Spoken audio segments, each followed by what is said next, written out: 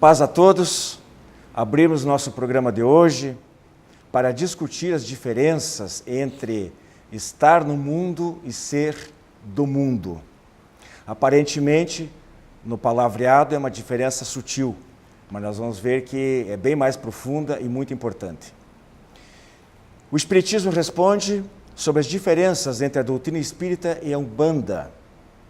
E ainda se Deus sabe antecipadamente se nós vamos ter êxito ou podemos fracassar nas nossas provações e nos demais projetos espirituais para esta encarnação aqui na Terra.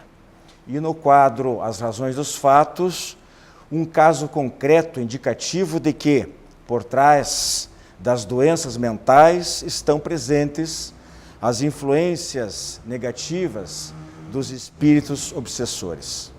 Com vocês, a partir de agora, mais um Diálogo Espírita.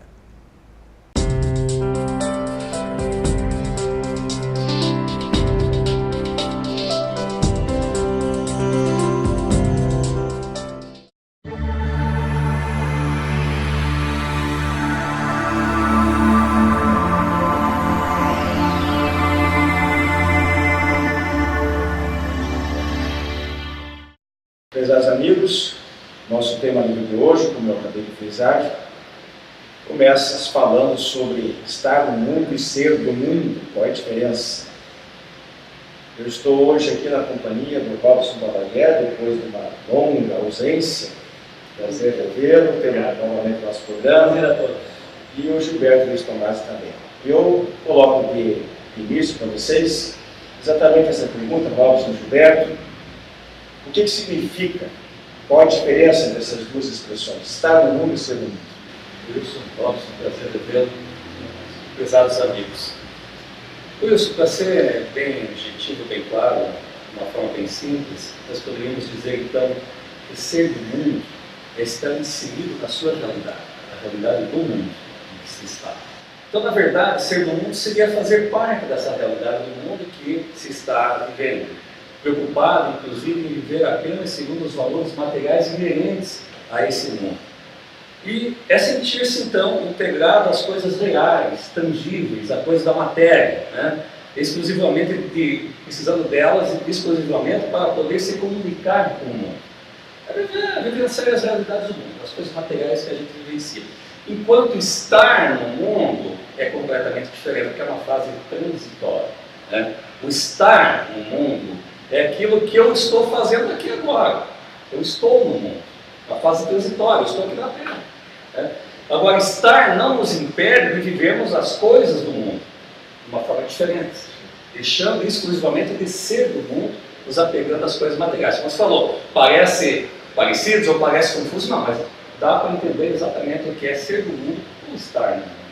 A gente até fala, né, Robson, que o pessoal às vezes diz, eu estou perfeito e não sou perfeito, né? Que é transitório. É transitório. Assim como o nosso corpo físico, né, é transitório, quando a gente desencarna, é o espírito que sobrevive, da mesma forma. Não podemos, digamos, dizer que nós temos uma alma. Não somos uma alma.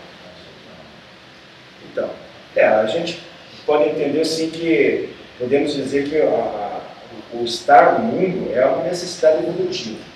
No estágio em que o espírito se encontra, não há como progredir se ele não passar pela vida carnal, né?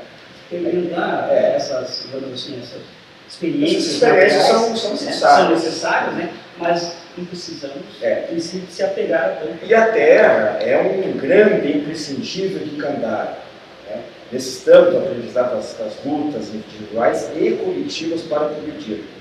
Mas, como o Gilberto falou, a gente não pode perder de vista os horizontes espirituais para manter um certo grau de liberdade. Porque senão, se nós afundarmos nossos interesses só na matéria, como o Robson disse, de repente a gente até esquece que a gente é espírito, a gente passa a raciocinar como se fosse só vive para a matéria.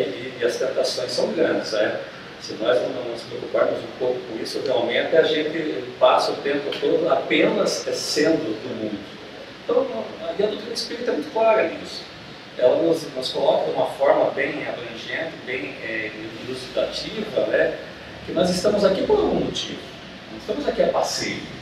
Nós temos algumas coisas a reparar, a acertar aqui com aqueles que estão ao nosso lado. Então, essa necessidade de estar aqui no mundo, nós temos que aproveitar, né? A oportunidade. Sim, porque não sabemos qual será, então, assim, a próxima oportunidade que teremos. Quais as condições que nós vamos ter? Será que na próxima vida teremos 2 braços, 2 pernas? Será que teremos uma saúde perfeita? Então, temos que aproveitar essa oportunidade para podermos viver na matéria, digamos assim, sem ser materialista.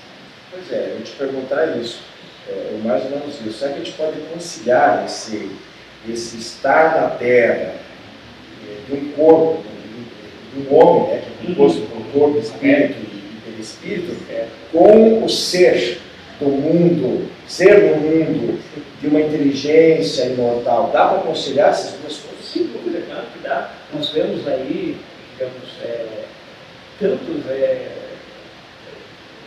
líderes religiosos mesmo, às vezes pessoas não tanto religiosas, mas trazem uma parte espiritual tão grande que ela consegue vivenciar isso, se desligando às vezes até da matéria, se dispondo dos bens materiais, sem precisar, digamos assim, de uma vida tão material, talvez com bens materiais, né? Com luxo, coisa e tal, vivendo de uma forma simples, assim, voltado para Deus.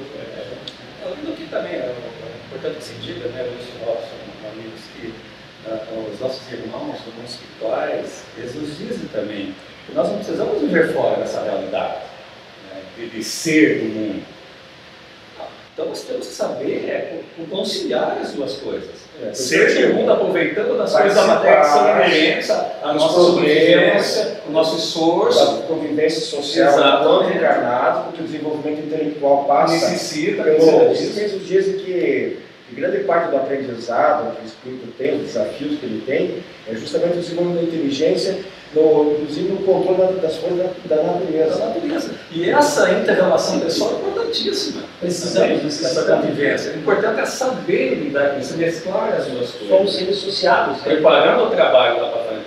Somos seres sociáveis que precisamos viver em comunidade. Não temos como a gente evoluir sozinho.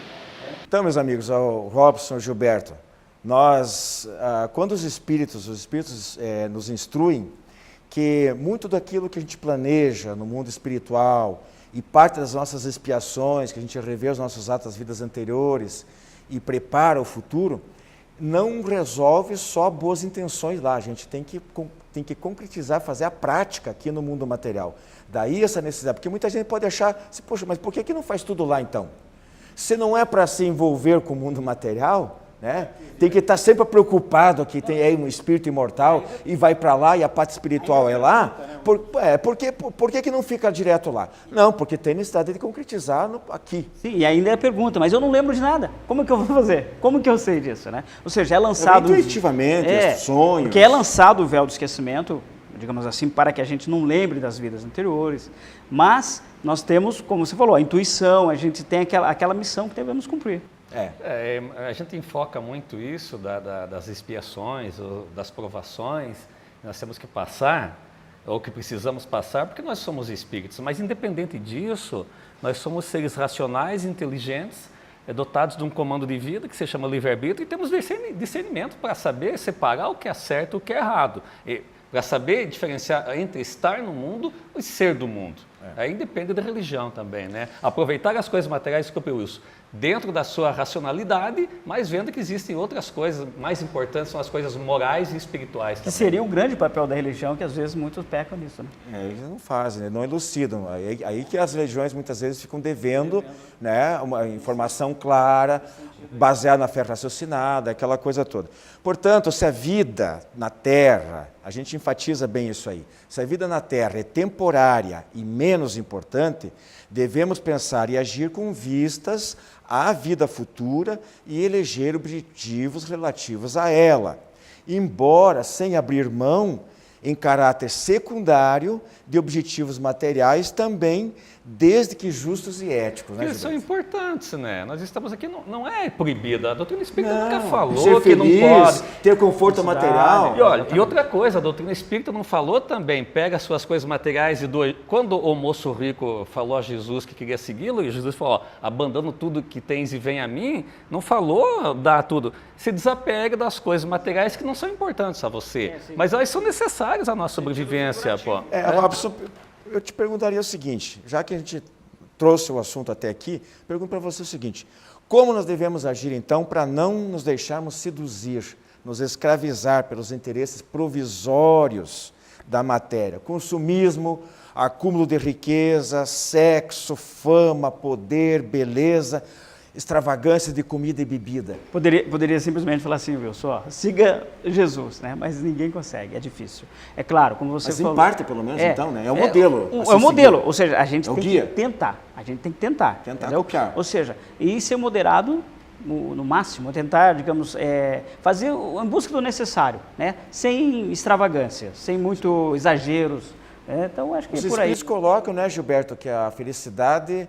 em relação à vida material é a posse do necessário, né? Mas é aquilo que nós acabamos de falar. Então, mas é muito difícil. Nós falamos aqui em teoria, né? Devemos sim seguir os exemplos de Jesus e tal, mas é muito complicado. Nós somos bombardeados hoje pela mídia consumista de uma forma tão grande que mesmo sendo espíritos e tendo esse conhecimento, às vezes a gente se deixa levar. Então, orai e vigiai, determinação, força e coragem, como diz Joana de Ângeles. Determinação, sabe, enfocar na tua realidade e seguir em frente. E quando achar que está perdido, né? Só um parênteses aqui, o Joana de Ângelo, que o Gilberto citou ali, é o mentor, o mentor principal do médium Divaldo Pereira Franco, ok? Então, Robson, quer acrescentar alguma coisa? Pois é, não, é isso mesmo que eu estava falando, a gente tem que ser moderados, né? Sem exageros. Tá, e outra coisa aqui, viver só para a religião, ou mesmo dedicação exclusiva à religiosidade. Então, também não funciona. Isso é fanatismo, né? Radicalismo puro, né? Porque não vai não levar acrescenta nada. Não acrescenta nada. Não tem o convívio social para aprender para e ensinar. aprender, exato, para poder resolver a situação. Não. Você fechar numa casa religiosa, seja qual for também. O próprio Chico Xavier, né, ele falava que ele trabalhava durante o dia e à noite ia para a casa espírita fazer sessões. Então, ou seja, tem que ser moderado, tem que saber levar as duas coisas. Os espíritas, né, não é querer ficar puxando a sardinha para o nosso lado, mas nunca os espíritas fazem digamos assim, da divulgação dos seus princípios, ou do seu conhecimento, uma profissão. É um grande diferencial. Nós tiramos do nosso horário vago, da nossa folga, do nosso descanso semanal, do domingo, do sábado, da noite, para trabalhar em benefício do próximo, né? Aí cada um analisa a situação do meio em que está inserido, como é que aprendeu as coisas, se isso é certo ou errado. O fato é que nós, espíritas, nós agimos dessa maneira. Agora eu queria colocar, nós estamos nos aproximando aí quase do final do nosso quadro de hoje, o tema livre. Eu queria colocar uma pergunta para vocês aí. Como deve, então, ser a conduta do espiritualista? Eu digo espiritualista, não necessariamente só o espírita, porque é todo aquele espiritualista, todo aquele que acredita na existência de uma alma, que sobrevive à morte do corpo, etc, etc. Então, qual seria a conduta ideal do espiritualista, que está geralmente preocupado com o seu bem-estar na vida futura, enquanto encarnado? O importante, eu entendo, Wilson, Robson, amigos, é termos consciência que somos seres imortais, estamos aqui de passagem para aprender alguma coisa, para agregar alguma coisa e saber lidar com esses dois pontos que nós acabamos de colocar, entre o estar no mundo e o ser do mundo. Necessitamos sim das coisas materiais, mas precisamos dar um valor bem maior às coisas morais e espirituais, saber condensar isso tudo. Pô. É isso mesmo. Sempre, como eu falo, moderando as coisas, né? Não fazer, digamos, das coisas ferro e fogo, as conquistas materiais, e nem tanto levar para a religiosidade e fanatismo, né? Que nós vemos grandes absurdos aí por causa disso também, né? E ver como agia Jesus, né? Como foi dito agora você há falou, pouco. é o modelo maior. Modelo, né? Tal em qual circunstância? O que Jesus faria? Acumularia mais? Ia ficar trocando de carro o tempo todo? Não sei como o quê? Jesus agiria, né? Não faria isso, né? Aí. Então, meus irmãos, nosso tema livre fica por aqui, segue nosso programa. Até daqui a pouquinho. Revista Ser Espírita, o Espiritismo sintonizado ao século XXI. Os princípios fundamentais da doutrina espírita sob a ótica da filosofia, ciência e religião. Revista Ser Espírita, um novo olhar sobre a vida. Para adquirir as edições avulsas e encadernadas, visite o site www.serespirita.org.br. Você que é distribuidor ou administra uma livraria espírita, não pode deixar de conhecer os livros da Editora M de Capivari, São Paulo. São mais de 350 títulos com dezenas de campeões de vendas. Peça o catálogo e dê aos seus clientes a oportunidade de conhecer os excelentes livros da Editora M. Contatos pelo e-mail vendas@editoram.com.br ou telefone DDD 19 3497 7000.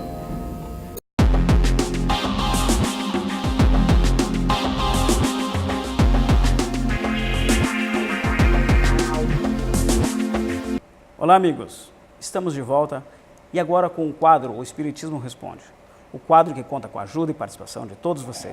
Por isso nos mande e-mail com sugestões e perguntas para o endereço que está abaixo do vídeo. No quadro de hoje nós temos duas perguntas, vamos tentar responder as duas, mas para isso vamos pausadamente, tá ok? A primeira pergunta é a seguinte: Deus sabe antecipadamente que vamos falhar em nossas provações? Será que Deus sabe de nossas imperfeições, dos nossos atos, das nossas maldades que vamos praticar, crimes, dos vícios que vamos adquirir em nossas vidas? Então, caberia aí uma série de perguntas. Deus, na sua sabedoria, Ele sabe das nossas limitações, das nossas tendências, dos nossos potenciais. Ele sabe muito bem que podemos sim falir em determinadas situações, em determinadas áreas e ser vitorioso em outras. Diante disso, nós temos o livre-arbítrio. É através do livre-arbítrio que tomamos as nossas decisões. E somente nós, e mais ninguém, nem Deus, nem os espíritos superiores, mentores, podem tomar as decisões por nós. Mesmo sendo intuídos, essas decisões são nossas, somente nossas, certo? E os atos também serão nossos. Diante disso, meus amigos, se fosse ao contrário, nós seríamos apenas o quê? Os meros fantoches e não teríamos condições nenhuma de progredir moralmente, espiritualmente e intelectualmente. Talvez podemos compreender aí a grande justiça divina, que Deus permite que nós voltamos a refazer o nosso trabalho quando erramos em determinado ponto. Aí está a grande justiça. Podemos retornar, seja nessa vida, ou seja na outra vida, para cumprir aquilo que deixamos de fazer. Certo? Bom, amigos, diante disso, vamos para a segunda pergunta, senão nós não vai dar tempo de cumprir hoje a nossa missãozinha. A segunda pergunta é a seguinte: quais as diferenças entre o Espiritismo e a Umbanda? Bom, são várias. Primeiro, a Umbanda é uma religião brasileira que surgiu mais ou menos em 1908 pelo Zélio de Moraes. Não é africana como todos pensam, né? Ela sim tem ali, reúne vários, digamos, elementos, tanto do catolicismo como das religiões afros brasileiras, do espiritismo para compor. Já o espiritismo é uma doutrina codificada por Kardec, trazida pelos espíritos superiores no século XIX, mais precisamente em 1857. O espiritismo não tem dogmas, não tem sacerdote, não tem rituais, não tem velas, não tem aparatos, não tem andores, não tem cálice com bebidas ou com vinho, não tem rituais, não tem vela, não tem imagens, não tem cartomancia, não tem nada disso, certo? O Espiritismo é uma doutrina filosófica, científica e religiosa. Filosófica por quê? Ela nos diz quem somos, por que estamos aqui e para onde vamos e como vamos, de que forma chegaremos lá. E científica porque ela acompanha os avanços da ciência, ela não parou no tempo, ela acompanha os avanços da ciência e ela aceita a ciência como verdade. E religiosa porque ela tem a missão de ligar o homem a Deus através do Evangelho do Cristo. Bom, amigos, por hoje é só. Até a próxima e muita paz e muita luz a todos. Obrigado.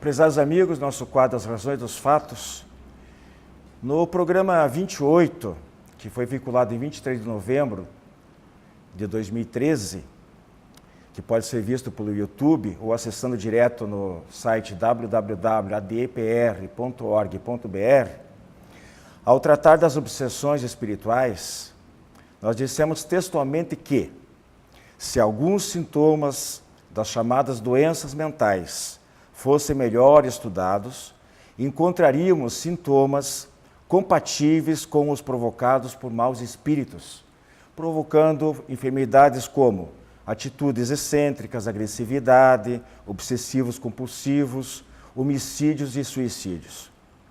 Nós comentamos que o Espiritismo, naquela oportunidade também, que o Espiritismo não é ingênuo a ponto de desprezar a existência ou de negar a existência das verdadeiras doenças mentais, né, oriundas do sistema nervoso, do cérebro. Entre elas, por exemplo, as causadas por malformações, por lesões, por acidentes, por AVC, etc. Mas quando nós falamos que há descompassos de neurotransmissores, a dopamina, a serotonina, etc., no cérebro, nós entendemos que essas causas espirituais, elas são antecedentes a esse descompasso de neurotransmissores.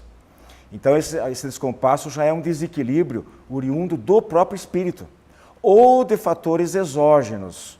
O que nós entendemos por fatores exógenos? Influências através do pensamento, das emoções, da presença negativa do magnetismo de espíritos encarnados ou desencarnados. Bem mais recentemente, no programa 92, que foi vinculado no início de dezembro, agora do ano passado, nós comentamos que muitos agentes de violência, homicidas, por exemplo, eles atribuem os seus crimes à influência de vozes exteriores, né, personificados como se fosse de Satanás. Essas pessoas, às vezes, dão depois o seu depoimento nas suas confissões e falam, dizem que foram influenciados por certas entidades, etc. Então veja o seguinte caso. No dia 2 de fevereiro do ano passado, um cineasta brasileiro de reconhecimento público foi assassinado pelo próprio filho. Tempos depois, ele foi diagnosticado como esquizofrênico paranoide. E não duvidamos do diagnóstico médico ou psiquiátrico. O que nós queremos ponderar é a possibilidade deste, como de tantos outros atos desta natureza, terem sido praticados sob a influência de espíritos maldosos ou vingadores. A doença apresenta vários sintomas, onde se destacam as alucinações e as vozes parece ser uma das mais comuns. E esse rapaz não era exceção. Além de se manifestar que são perseguidas, etc, etc. Ele disse que ouvia vozes ordenando o suicídio e que tinha certeza de ser a encarnação do demônio. E que essa condição provocava inveja e rancor, entre aspas, das vozes. Em outro depoimento, ele disse que no dia do evento ele já amanheceu pensando no suicídio. Ao se olhar no espelho, ele havia raspado a cabeça e viu em vários lugares do crânio, do couro cabeludo, escrito 666, que, segundo algumas crenças, seria o símbolo da besta, ou qualquer coisa parecida. O fato é que aquilo para ele foi como se fosse um reforço da presença da entidade maligna, insuflando ele para a prática do mal, daqueles atos. Ele disse também que depois de ferir a mãe e sucumbir o pai, ele fez a tentativa do suicídio e fracassou. Ele acabou não conseguindo levar a cabo a sua intenção. E ele, então, de certa forma, ele se sentiu traído por aquelas vozes, aquelas entidades que estavam insuflando. Muito bem.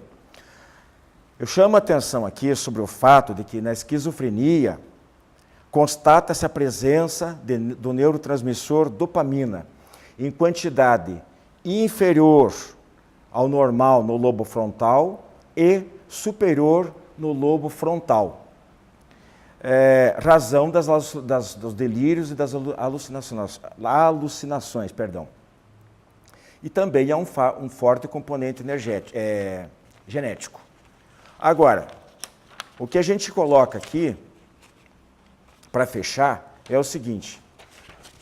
Para um psiquiatra espírita, Jeremias Rodrigues Vilela, ele diz o seguinte: todos os sintomas das doenças mentais resultam do bloqueio da energia mental que favorece a relação da mente com as experiências traumáticas anteriores da sua infância ou de vidas passadas. Os distúrbios não são causas das doenças, mas efeitos de causas psicológicas, núcleos de conteúdos de conflitos personímicos. Linguagem um pouquinho conturbada, mas ele quer dizer, complicada, perdão, mas o que ele quer dizer em suma é isso, que os efeitos, as alucinações, etc., elas são consequência. Da mesma maneira como nós vimos, eu citei há pouco, que os neurotransmissores, quando em quantidade maior ou menor, ele não é a causa do problema, da doença em si, mas já um efeito do desequilíbrio que o próprio espírito traz desta encarnação de outra. Da mesma maneira, as doenças mentais são um reflexo daquilo que vai na intimidade do ser. Também o espírito André Luiz estabelece uma relação entre a esquizofrenia, as psicoses, as obsessões compulsivas e a glândula pineal e a sua produção de melatonina. No livro No Mundo Maior, ele descreve que a esquizofrenia de Fabrício, é um personagem do livro, um personagem real, né? Teve a doença da esquizofrenia por conta de um crime cometido ainda nesta vida, embora o mais comum seja ser em vidas anteriores. Resumindo, não queremos generalizar, mas é quase certo que por detrás das doenças mentais graves, como a esquizofrenia, as psicoses, os transtornos obsessivos compulsivos, né? A chave está nas profundezas da alma do indivíduo como um reflexo do seu passado, de erros graves, de comprometimentos que ele assumiu em vidas passadas e que de repente afloram na feição das doenças mentais por conta insuflada de mentes desencarnadas e encarnadas. Meus amigos, fica com vocês aí a frase da semana e até o nosso próximo programa. Grande abraço.